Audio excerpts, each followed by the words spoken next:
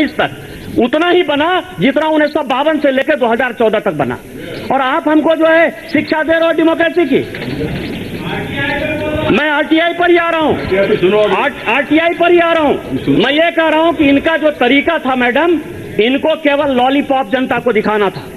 इस देश में संविधान से ये देश चलता है। बाबा साहब भीमराव अंबेडकर ने जो संविधान दिया उसी के आधार पर ये देश चलता है। इसमें 3 तरह की बॉडी है, कॉन्स्टिट्यूशनल बॉडी है। यदि आप में दम था, हिम्मत था, हैसियत था, जनता को आप ताकत देना चाहते थे, तो आपने इंफॉर्मेशन कमीशन को कॉन्स्टिट्यूशनल बॉडी क्यों नहीं बनाया?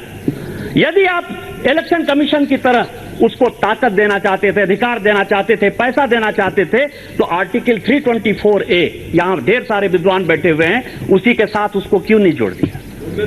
क्यों नहीं जोड़ दिया?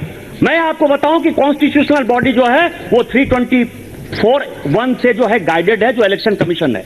148 से 151 यहां सीएजी है, उसको भी कॉन्स्टिट्यूशनल बॉडी हमने माना है। आपने सीएजी के साथ उसको क्यों नहीं जोड़ दिया? आपने जो है स्टैट्यूटरी बॉडी में उसको डालने का क्यों प्रयास किया? इसका मतलब यह है कि हाथी के दांत कुछ और दिखाने के कुछ थे। यहां कॉन्स्टिट्यूशनल बॉडी नहीं बनी, स्टैट्यूटरी बॉडी बनी। यहां स्टैट्यूटरी बॉडी कितनी है मैं आपको बताऊं। सेबी जो है 1992 के एक्ट से ग्रसित है, वो गाइडेड है, वो भी स्टैट्यूटरी बॉडी है।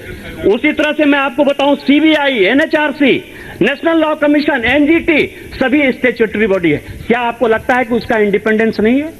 एनजीटी लागू नहीं हो रहा है? एनएचआरसी के रूल्स जो है फॉलो नहीं हो रहे हैं? क्या सीबीआई को आप इंडिपेंडेंट नहीं मानते हो? और यदि मानते हो तो फिर इसके बाद इस तरह की क्यों बात करते हो? जब आपके तरफ सीबीआई होता है तो सीबीआई। इसके बाद मैं आपको बताऊं, इनको जो इरादा है स्पीकर साहब, इनको इरादा है कि न कॉन्स्टिट्यूशनल बॉडी बनाएंगे न स्टैट्यूटरी बॉडी बनाएंगे। इस देश में सारे मुख्यमंत्री से लेके सारी नीतियां प्लानिंग कमीशन तय करती रही, जो कि केवल एक एग्जीक्यूटिव ऑर्डर से हुआ, न वो कॉन्स्टिट्यूशनल बॉडी था न स्टैट्यूटरी बॉडी था। और इसी कारण से इनको इस तरह का दर्द हो रहा है। इसी तरह से रेगुलेटरी बॉडी है, आरबीआई जो है एक रेगुलेटरी बॉडी है, तो ना आपने रेगुलेटरी बॉडी बनाया, न कॉन्स्टिट्यूशनल बॉडी बनाया, स्टैट्यूटरी बॉडी बनाया। इसका मतलब कि आपका इरादा उसी तरह से था।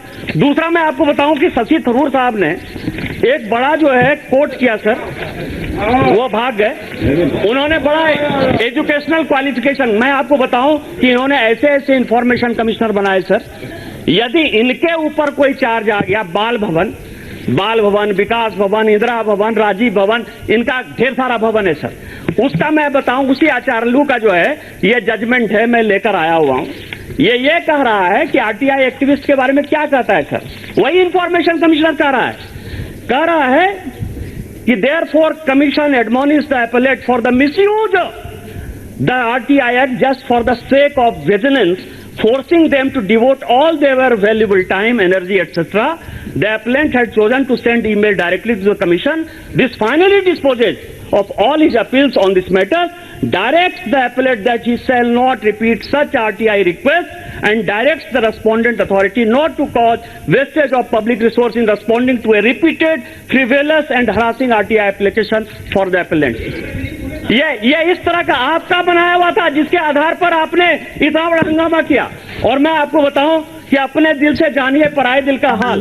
इनका जो हाल है, ये मेमो है डेटेड 9 जुलाई 2010 डीओपीटी का। डीओपीटी ये कह रहे हैं कि हम पूरा ताकत ले लेना चाहते हैं, सरकार ट्रांसपेरेंट नहीं है, पूरे अपोजिशन ने इतना हंगामा किया। ये डेटेड 9 2010 डीओपीटी का नोटिफिकेशन है सर। और ये नोटिफिकेशन मैडम क्या कह रही है कि एनुअल रिपोर्ट ऑफ सीआईसी जो है वो एसीआर बनाएगा। उस वक्त आपको नहीं समझ में आ रहा था कि आप जो है किस तरह से कंट्रोल कर रहे हैं इस डीओपीटी को? आपको ये दिखाई नहीं दे रहा था? और यदि दिखाई दे रहा था तो फिर उस वक्त जो है बहुत अच्छा था। यदि आप करें बहुत अच्छा, और हम यदि करें तो बहुत खराब। मैं दूसरा आपको बता रहा हूं कि ये दूसरा लेटर है सर, इन्होंने चीफ सेक्रेटरी को जो है चिट्ठी लिखा। मैं आपको बता रहा हूं कि पहले से अपने दिल से जानिए पराये दिल का हाल, इन्होंने आरटीआई एक्ट का बुरा हाल कर दिया। इसीलिए मैं आपको बताऊं कि ये 22 मई 2009 की चिट्ठी है जो इन्होंने सभी चीफ सेक्रेटरी को भेजी है, डीओपीटी ने भेजी है सर। यदि खूब इंडिपेंडेंट था, इन्होंने पूरी स्वतंत्रता यदि आरटीआई को दे रखी थी, तो ये लेटर देने की क्या आवश्यकता थी? मैं पढ़ रहा हूं उसका operative part. It is observe that the Central Information Commission and some state information commission are taking decision on the complaints and the appeals by consulting benches. The matter has been examined in consultation with the Department of Legal Affairs, who have pointed out that the Central Information Commission or the State Information Commission could function through benches only if there was a specific provision in Act regarding constitution of the benches. In view of this legal opinion, you are requested to advise the State Information Commission that decision on the complaints and appeals should be taken by the State Information Commission will be null and void. मैं आपको बताऊं कि आप DOPT से इस तरह की application डाल रहे हो, जगह जगह पर मैं 1000 चिट्ठी जो है डीओपीटी का कोट कर सकता हूं।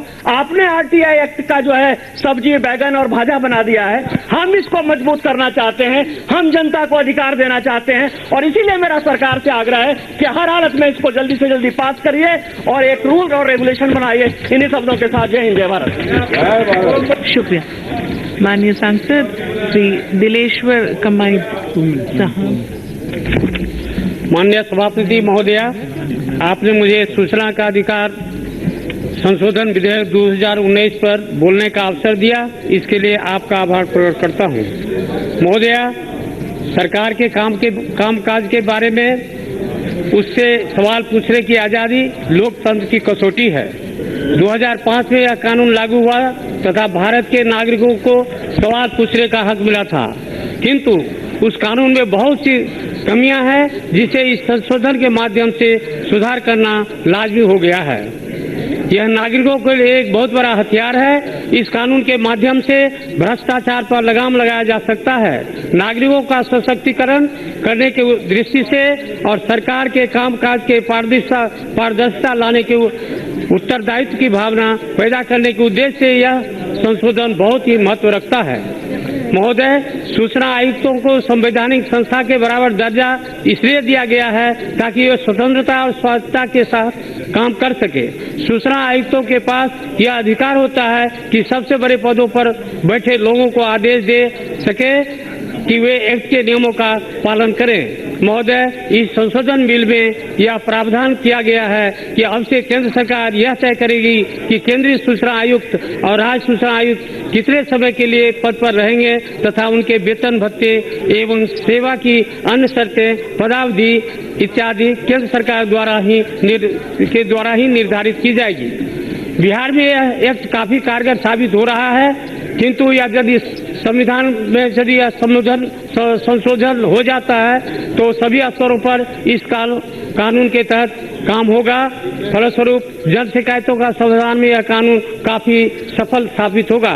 निर्धारित समय सीमा के अंदर यदि किसी अधिकारी व जिम्मेदार कर्मचारी ने अपने कर्तव्य का निर्वाह नहीं किया है तो वह आर्थिक दंड का भागी होगा। अतः महोदय, इन्हीं शब्दों के साथ में पार्टी माननीय सदस्य इस बिल का समर्थन आप विधेयक पे बोल रहे हैं। माननीय सदस्य पढ़ के नहीं बोलते विधेयक पे, ठीक है ना।